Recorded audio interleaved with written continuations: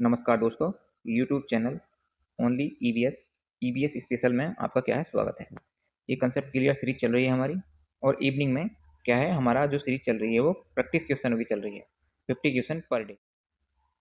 तो पहला टॉपिक होगा आज का हमारा जैव उपचार। तो जैव उपचार क्या है? पहला प्रश्न देखिए, सूक्ष्म जीवों का उपयोग करके पर्यावरण से क्या सूक्ष्म जीवों का उपयोग करके पर्यावरण से जहरीले प्रदूषकों को हटाने की तकनीकी को क्या कहते हैं? तो बताइए आंसर। जैव आवर्धन, जैव उपचार, यूट्रोफिकेशन या फोटोकेमिकल। तो आंसर होगा हमारा बी ऑप्शन, जैव उपचार। ठीक, थ्योरी की हेल्प से और चित्र की हेल्प से देखते हैं। तो जब बैक्टीरिया या पौधों का उपयोग करके समुद्र में फैले तेल, ऑयल या जहरीली मिट्टी को साफ किया जाता है तो उसे जैव उपचार क्या कहते हैं? तो उसे जैव उपचार कहते हैं। यह प्रदूषक साफ करने का सबसे सस्ता और सुरक्षित तरीका है। ठीक, टॉपिक नंबर 2, कार्बन फुटप्रिंट। प्रश्न देखिए, किसी व्यक्ति या संस्था द्वारा अपनी गतिविधियों से कुल उत्सर्जित ग्रीन हाउस गैसों की मात्रा को क्या कहते हैं? मतलब क्वेश्चन देखिए क्या कह रहा है, किसी व्यक्ति या संस्था द्वारा अपनी गतिविधियों से उत्सर्जित ग्रीन हाउस गैसों की मात्रा को क्या कहते हैं?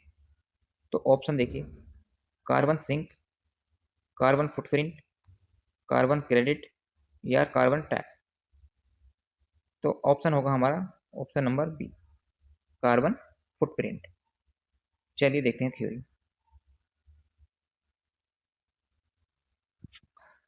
यदि आप दिन भर में जो भी करते हैं, जैसे गाड़ी चलाना, फोन चार्ज करना, एसी चलाना और उससे कितनी CO2 पैदा हुई, उसे ही आपका कार्बन फुटप्रिंट कहते हैं। इसे कम करना पर्यावरण के लिए बहुत जरूरी।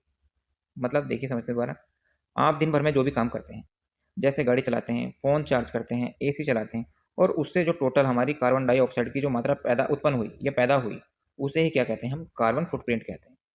ठीक, इसे कम करना पर्यावरण के लिए बहुत जरूरी है। देखते हैं चित्र की हेल्प। देखिए, दैनिक गतिविधियां और पर्यावरण के लिए प्रभाव और समाधान। आप क्या करते हैं? पहला, गाड़ी चलाते हैं, इससे क्या होगा? कार्बन CO2 का एक बड़ा स्रोत है उत्पन्न करने का। आप फोन चलाते हैं, बिजली से CO2 उत्पन्न होगी। और आप रेफ्रिजरेटर चलाते हैं, अत्यधिक बिजली होगी और जो भी कार्बन डाइऑक्साइड उत्पन्न होगी या CFC उत्पन्न होगी। आपका क्या है? गतिविधियां, आपका गतिविधियों से उत्पन्न CO2 ही आपका फुटप्रिंट है।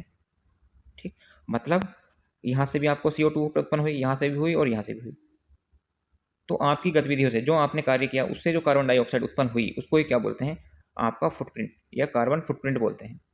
इसका दैनिक जीवन में कम करना बहुत जरूरी है। तो वो कैसे कर सकते हैं? देखिए, आप CO2 जो सी एक गाड़ी चल रही है आपका, आप इसे इलेक्ट्रिक बना लीजिए। सार्वजनिक परिवहनों का उपयोग कीजिए, CNG बना दीजिए।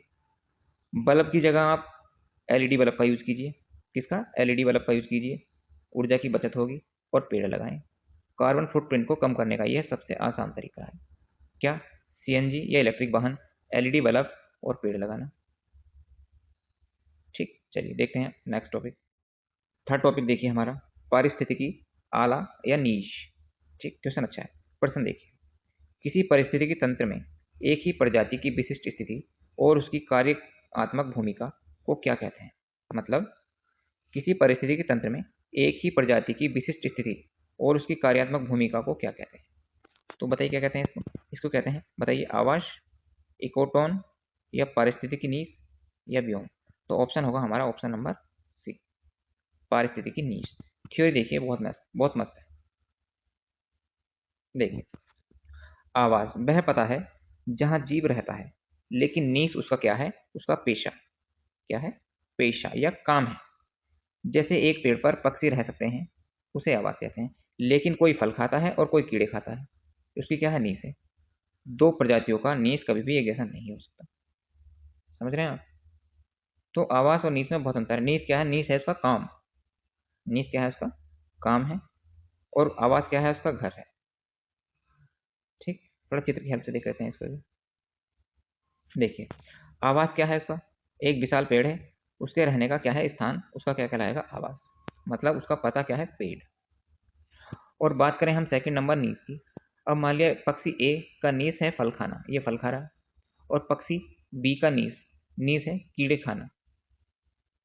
तो दोनों पक्षियों का मुख्य नियम, दो प्रजातियों के नीस कभी भी एक जैसे नहीं हो सकते। ठीक, तो ये हैबिट और नीस में बिल्कुल दो मुख्य अंतर है। चलिए देखते हैं अपना हमारा नेक्स्ट टॉपिक। ऑप्शन में पहले ही आ चुका है यूट्रोफिकेशन। तो यूट्रोफिकेशन है क्या?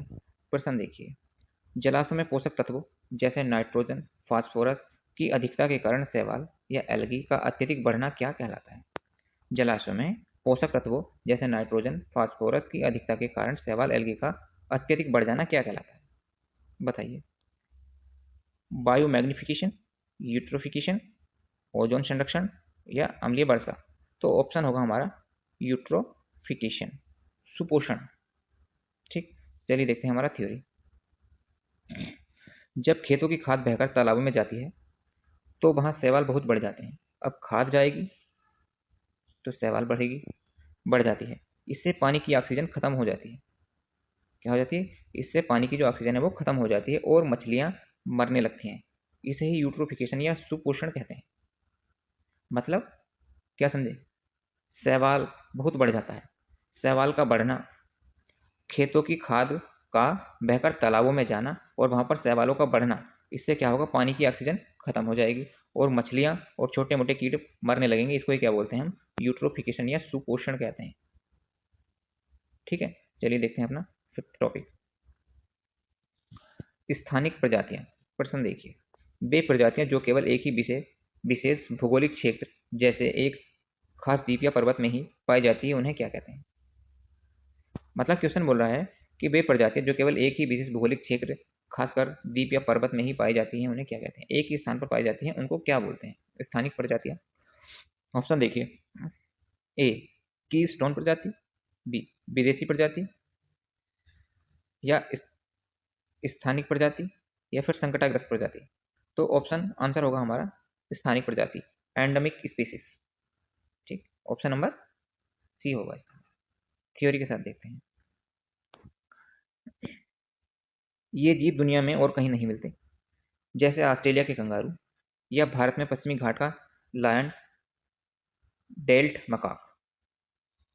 इनका संरक्षण बहुत कठिन होता है क्योंकि इनका इलाका सीमित होता है। ठीक है, आज के लिए इतना ही काफ़ी है।